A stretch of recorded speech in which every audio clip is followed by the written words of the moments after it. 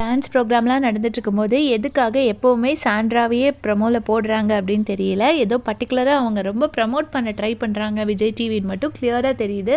ஏன்னா நேத்தி மார்னிங்லேருந்தே ஃபுல்லாவே சாண்ட்ரா ப்ரமோ தான். இனிஷியலா பார்வதி ப்ரமோ வரும். அப்போ பார்வதி மட்டுமே கொஞ்சம் சண்டையெல்லாம் போடுவாங்க. அதனால அவங்களோட கன்டென்ட் வரும். இப்போ வந்து நெறைய நல்லதெல்லாம் நடக்குது. அதெல்லாம் விட்டுட்டு எதுக்கு இத மட்டும் போடுறாங்க அப்படின்னு தெரியல. ஸோ இப்போ என்ன சொல்றாங்கன்னா, சாண்ட்ரா வந்து இங்க யாருமே எந்த அடுத்தவங்க இமோஷன்ஸ்ல ப்ளே பண்ணல அப்படின்னு சொல்லிட்டு சாண்ட்ரா சொல்றாங்க.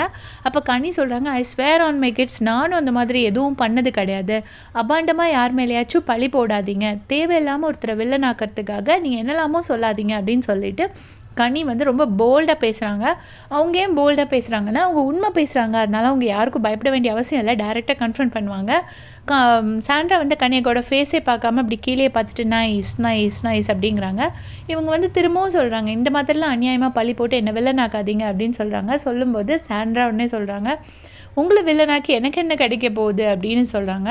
சொன்ன உடனே கனி வந்து ரொம்ப சீப்பா இருக்குன்னோ, சீனோ 2ல ஏதோ ஒண்ணு சொல்லிட்டு அப்படியே போறாங்க.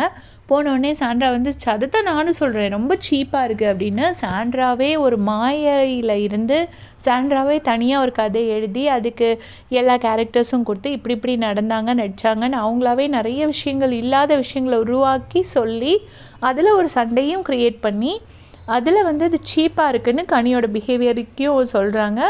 இது யாராச்சும் அவங்கள வந்து போய் 2 தட்டு தட்டி சொல்லணும். "நீ இல்லாததெல்லாம் உருவகப்படுத்தி நீயா ஒரு கதை சொல்லிட்டு இருக்க. முதல்ல அத ஸ்டாப் பண்ணுன்னு" பிரஜன் வந்து சொன்னா தான் நடக்கும்னு நெனைக்கிறேன். இத பத்தி உங்களுடைய கமெண்ட் சொல்லுங்க. தேங்க்ஸ் ஃபார் வாட்சிங்.